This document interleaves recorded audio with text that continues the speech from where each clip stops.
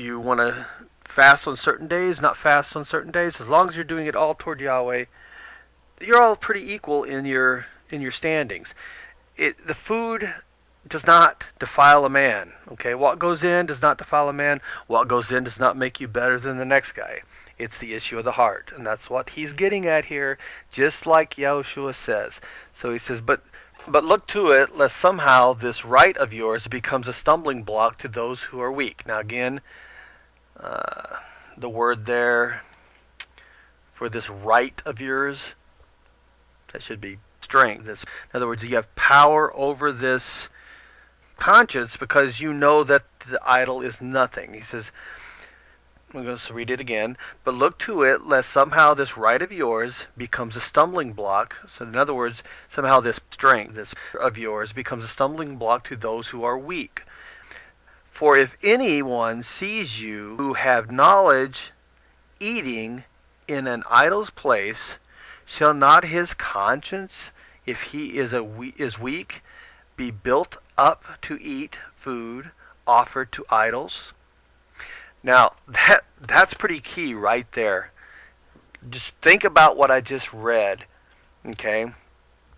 He's saying, if anyone sees you who has knowledge eating in an idol's place, shall not his conscience, if he is weak, be built up?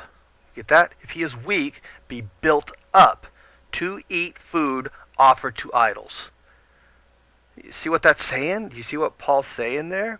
It says, don't be eating in the temples. If someone sees you there who's weak, they're going to end up doing it.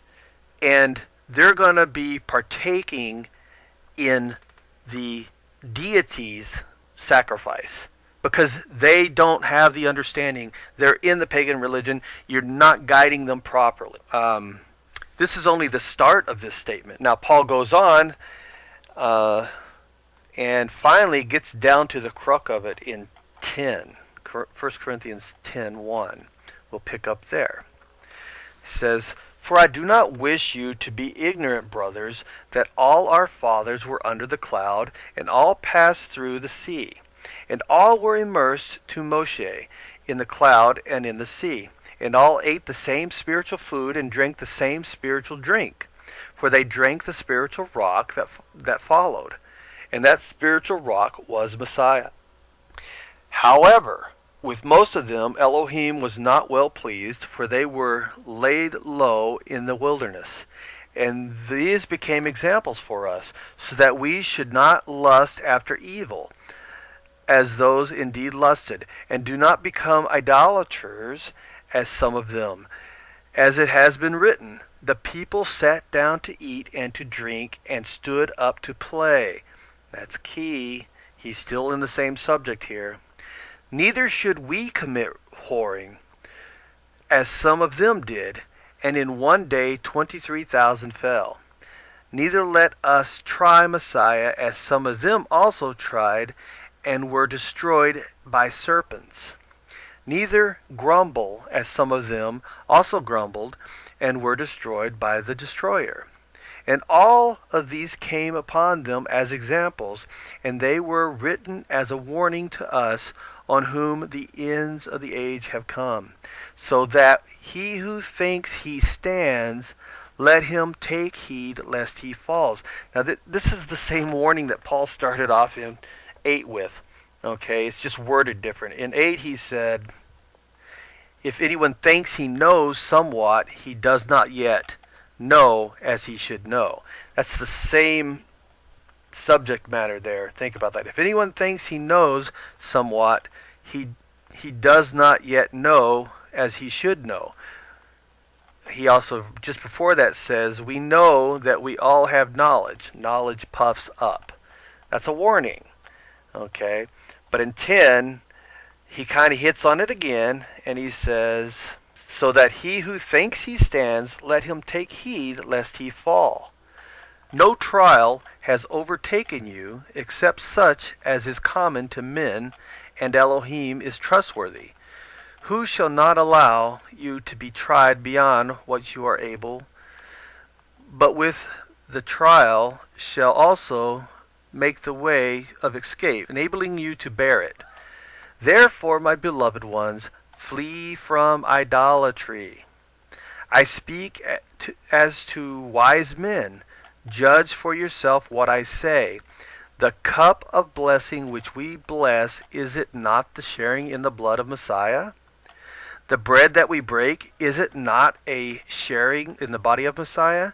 Because there is one bread, we who are many are one body, for we all partake of the one bread.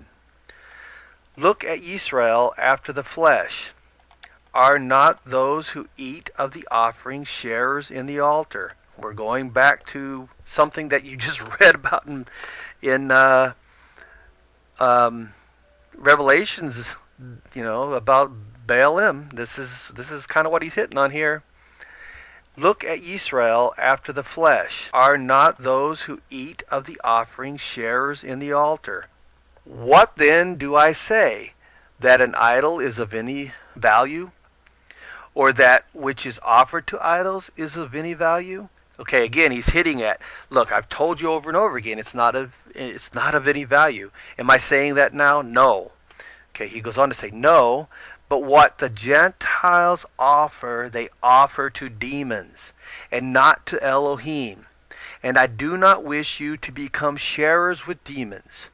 You are not able to drink the cup of the master and the cup of demons. You are not able to partake of the table of the master and of the table of demons. Do we provoke the master to jealousy?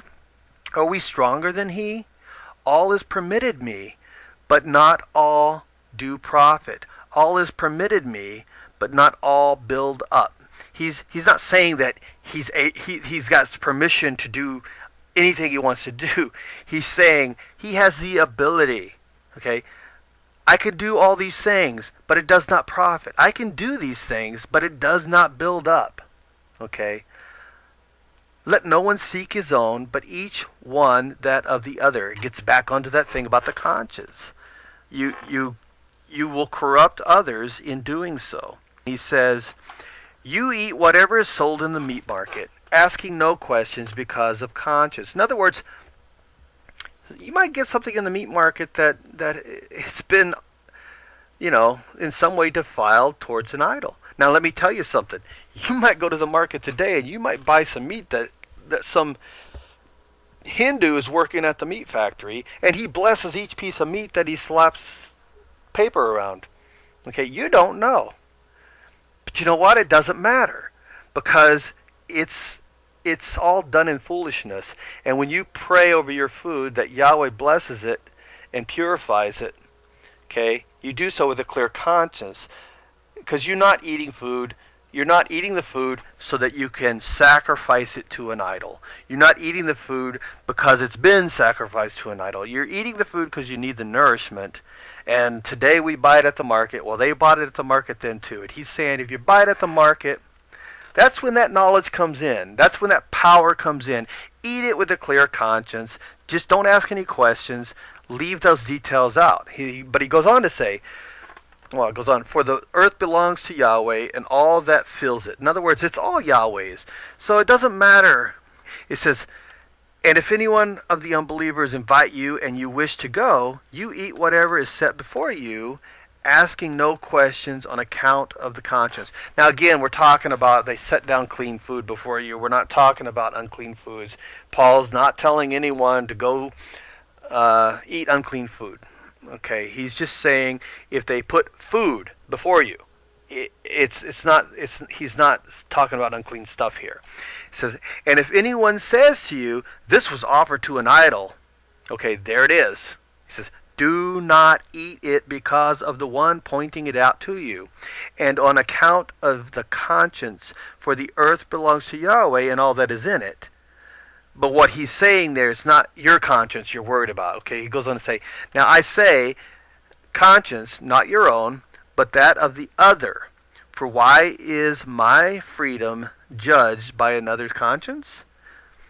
And so in other words, now he's asking the question, now wait a minute, I'm telling you that you have power to know that the food is not bad just because of that situation, but now I'm saying don't do it. Why am I saying this? says, but if I partake with thanks, why am I evil spoken of for what I give thanks? Therefore, whatever you eat or drink, or whatever you do, do all to the esteem of Elohim. Cause no stumbling, either to the Yehudim, or to the Greeks, or to the assembly of Elohim. As I also please all men in all matters, not seeking my own advantage, but that of the mighty, that they might be saved.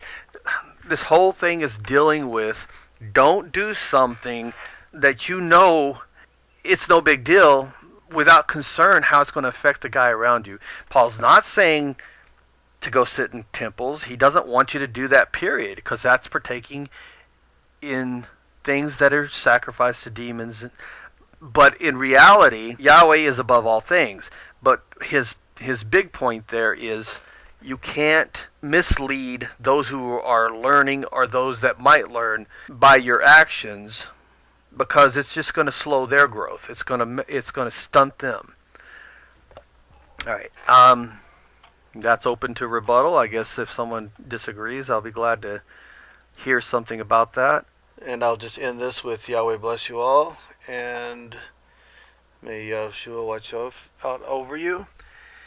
And I will address the next part of this at a later time. Good night. Good night. Good night.